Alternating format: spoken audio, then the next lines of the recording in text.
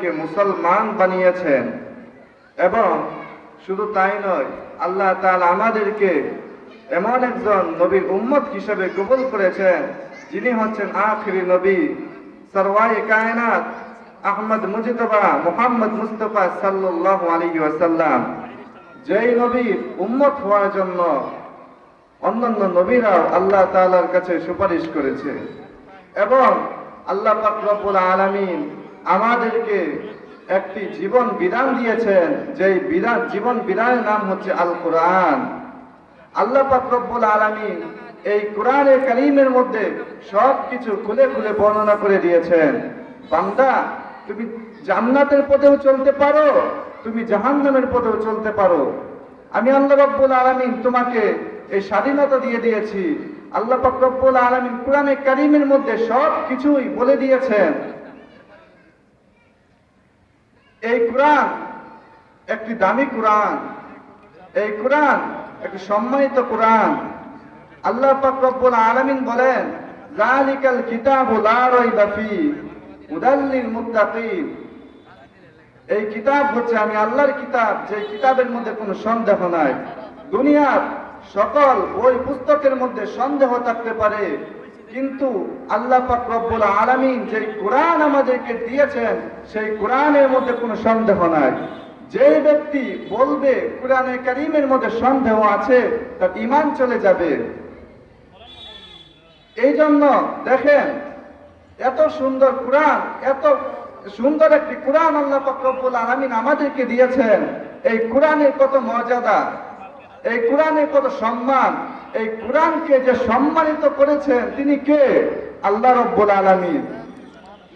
এই কোরআনে যদি এত সম্মান হয়ে থাকে, এই কোরআনে যদি এত মর্যাদা হয়ে থাকে, তাহলে যে ব্যক্তি এই কোরআন পড়বে তার সম্মান আল্লাহ রব্বুল আলামিনের কাছে আছে না নাই? কি বলেন? অবশ্যই আছে। হাদিসের মধ্যে আল্লাহর হাবিব সাল্লাল্লাহু আলাইহি ওয়াসাল্লাম বলেছেন, খায়রুকুম মান তাআল্লামাল কুরআন ওয়া আল্লামা। তোমাদের মধ্যে সর্বোত্তম ওই ব্যক্তি যে কোরআন নিজে শিক্ষা করে এবং অপরকে শিক্ষা দেয়। আরেক হাদিসের মধ্যে আল্লাহর হাবিব সাল্লাল্লাহু আলাইহি ওয়াসাল্লাম বলেছেন, আন মুআবিয়া রাদিয়াল্লাহু তাআলা আনহু قال قال رسول الله صلى الله عليه وسلم ما يريد الله به خيرا يفقهه في الدين وانما انا قاسم والله يعطي। হযরত আমিরে মুআবিয়া রাদিয়াল্লাহু তাআলা আনহু থেকে বর্ণিত, তিনি বলেন রাসূলুল্লাহ সাল্লাল্লাহু আলাইহি ওয়াসাল্লাম বলেছেন, আল্লাহ পাক রব্বুল আলামিন যার কল্যাণ চান তাকে দ্বীনের জ্ঞান দান করেন, কোরআনের জ্ঞান দান করেন। আর আল্লাহ পাক রব্বুল আলামিন হচ্ছে এই কোরআনের জ্ঞান দাতা, আর আমি নবী এই কোরআনের জ্ঞান বন্টন করি। সুবহানাল্লাহ।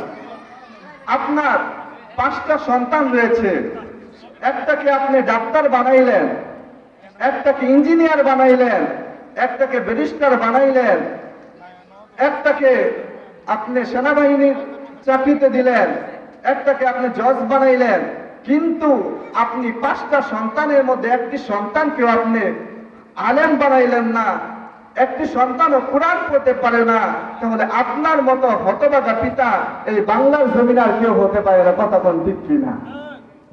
আপনার সন্তান, আপনি মারা যাওয়ার পর আপনার সন্তান যদি আপনার জন্য দোয়া না করতে পারে, আপনার জন্য কোরআন তেলাওয়াত না করতে পারে, তাহলে আপনার মতো হতভাগা পিতা আর কেউ হতে পারে না।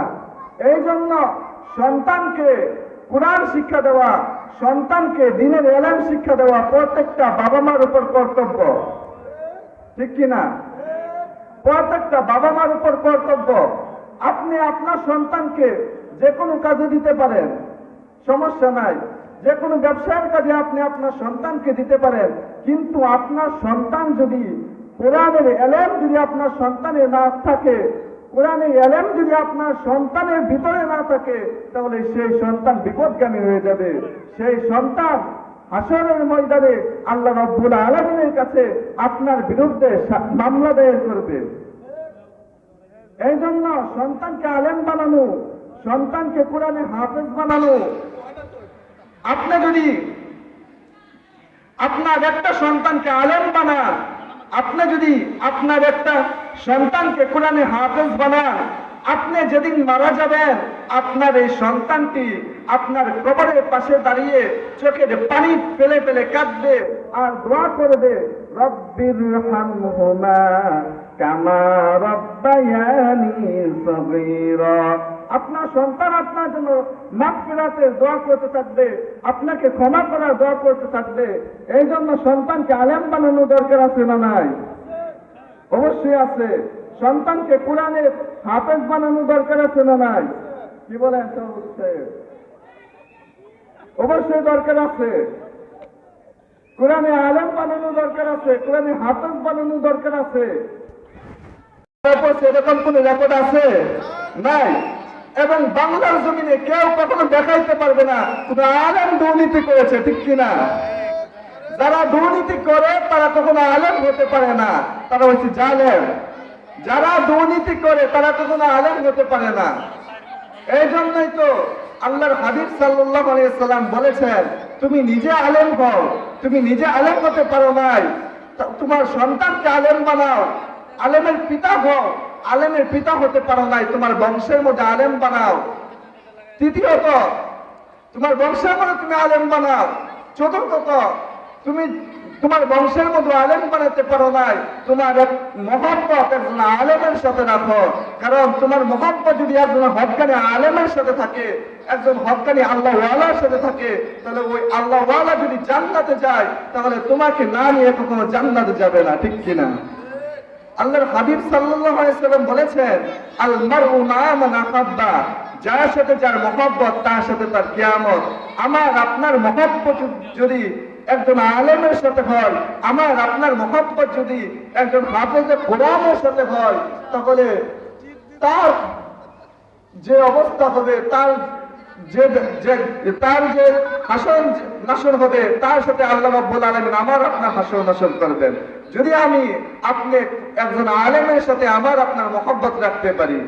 রাসূলুল্লাহ সাল্লাল্লাহু আলাইহি ওয়াসাল্লাম বললেন, 5 নম্বরে যাইও না, একজন আলেমের বিরোধিতা করো না। আজকে সমাজে দেখা যায় আমরা আলেমের বিরোধিতায় লিপ্ত হয়ে গিয়েছি, কিন্তু আলেমের বিরোধিতা যদি তুমি করো তোমার জীবন ধ্বংস হয়ে যাবে, তোমার দুনিয়া আখিরাত বরবাদ হয়ে যাবে।